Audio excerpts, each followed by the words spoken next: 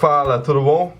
Bom, meu nome é Bruno Soares, eu sou expert do Responde Aí e hoje nós vamos falar sobre força magnética, beleza? A primeira coisa que nós temos que pensar quando nós falamos em força magnética é que ela tem uma relação muito próxima da força elétrica. Isso porque as duas são forças relacionadas a campos. A força elétrica está relacionada ao campo elétrico e a força magnética relacionada ao campo magnético. Ainda sobre a força elétrica, vamos pensar na seguinte situação. Nós temos uma partícula carregada, com uma carga Q, sob a ação de um campo elétrico E. Nesse caso, independe se a partícula está parada, se ela está em movimento ou para onde ela está se movendo. Se eu tenho uma partícula carregada e se eu tenho campo elétrico, necessariamente irá surgir uma força elétrica, ok? Já no caso da força magnética, isso é um pouco diferente. Vamos pensar na seguinte situação agora. Eu tenho novamente uma partícula carregada, uma carga Q, agora sob a ação de um campo magnético, certo? A particularidade dessa situação é que a partícula ela está parada, ela tem a velocidade igual a zero. Uma segunda situação muito parecida com essa é onde nós temos a mesma partícula sob a ação do mesmo campo magnético, mas agora ela está em movimento. Pô, Bruno, mas realmente faz diferença a carga estar em movimento ou ela está parada? Bom, no caso da força magnética faz.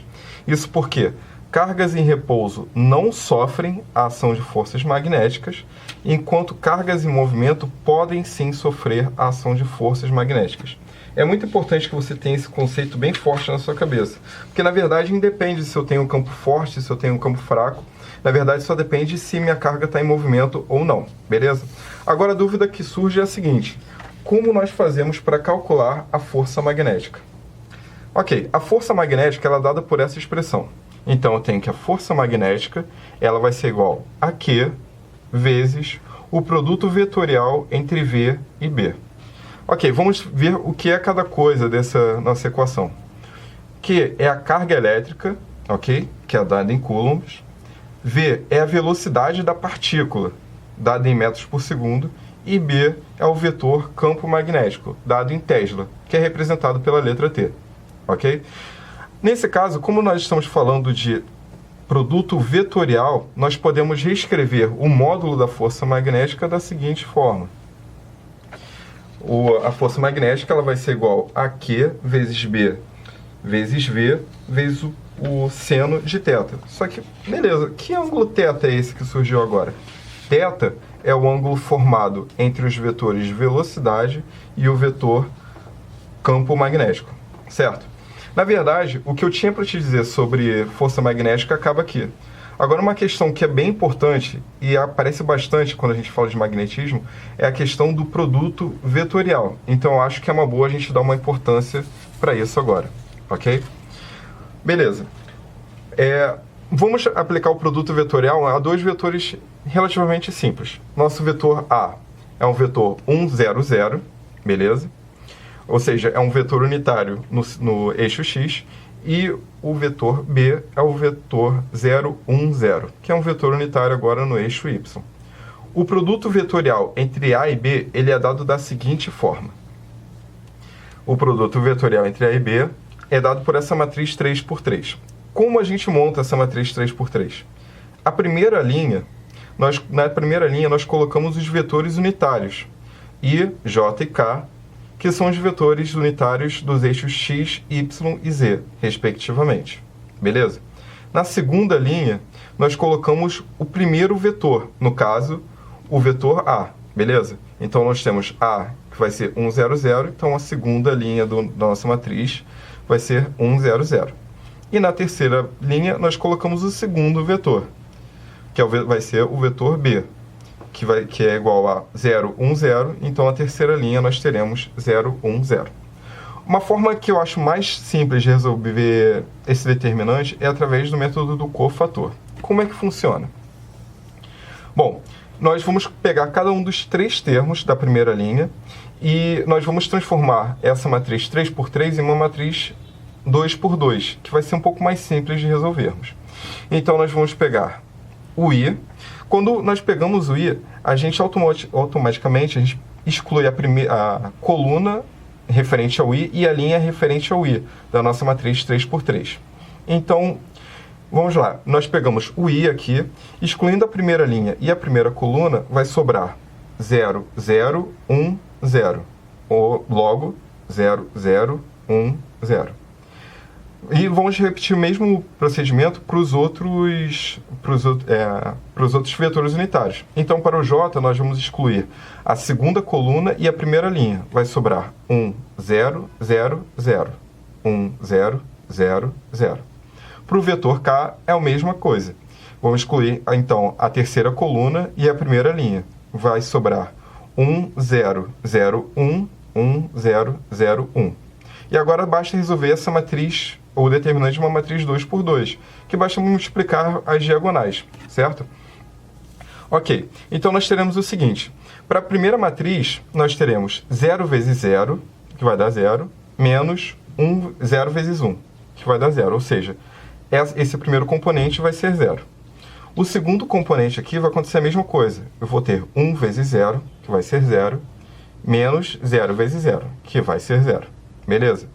E para o terceiro componente, nós teremos 1 vezes 1, que vai ser 1, menos 0 vezes 0. Por isso que aqui ficou 1.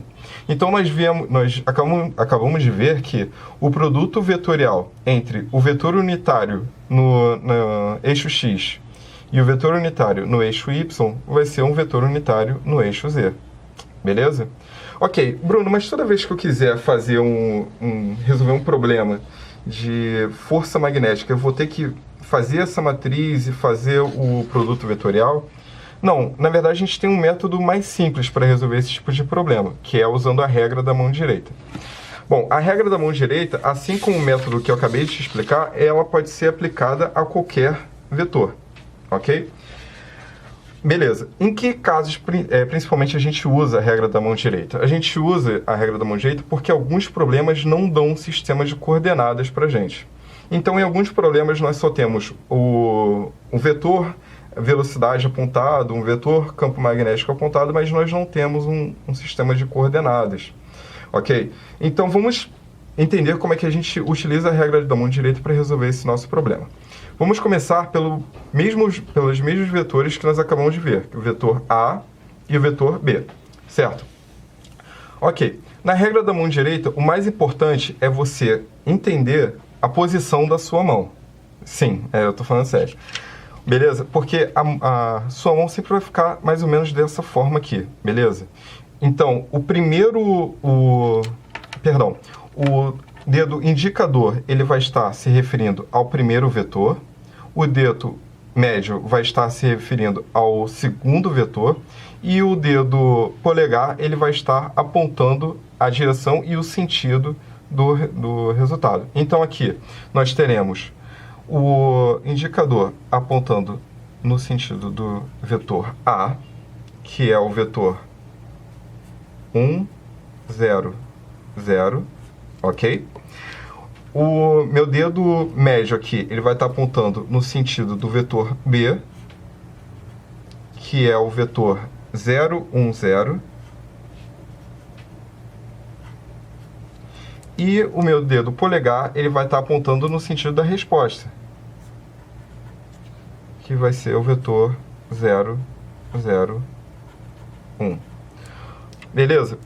Na verdade, é até um pouco intuitivo, porque é como se a gente estivesse colocando o dedo indicador no sentido do eixo X, o dedo médio no sentido do eixo Y, e automaticamente o polegar vai apontar no sentido do eixo Z, ok? Beleza, já entendemos isso, mas vamos tentar aplicar isso dentro do nosso problema, que é de força magnética. Então, vou aplicar isso dentro da equação da força magnética. Ok? A equação da força magnética é dada por isso daqui. Força magnética é igual a Q vezes V vetorial B. Ok, então novamente eu vou colocar aqui uma mãozinha pra gente. Nesse caso, a velocidade é o nosso primeiro vetor. Tá vendo? Do produto escalar. Do produto vetorial, perdão. Então eu vou colocar aqui. Como o meu dedo indicador corresponde ao primeiro vetor, então o indicador vai corresponder à velocidade. Beleza. O meu dedo médio, ele corresponde ao segundo vetor. Nesse caso, como o segundo vetor é o meu campo magnético, então o dedo médio vai estar apontando no sentido do campo magnético. E fazendo isso, eu consigo descobrir que o meu polegar e vai apontar, eu consigo descobrir o sentido do campo da força magnética, porque o meu polegar vai apontar no sentido dessa força, beleza? Então eu vou ter aqui a minha força magnética. Então, na verdade, o seu único trabalho vai ser colocar o dedo indicador na direção da velocidade, o dedo médio na direção do campo magnético, e aí você vai descobrir, através do sentido para onde está apontando o seu polegar, o sentido da força magnética. Beleza? Bom, acho que é basicamente isso que eu posso falar para ajudar vocês hoje. Eu espero realmente ter ajudado. E é isso aí. Valeu, obrigado.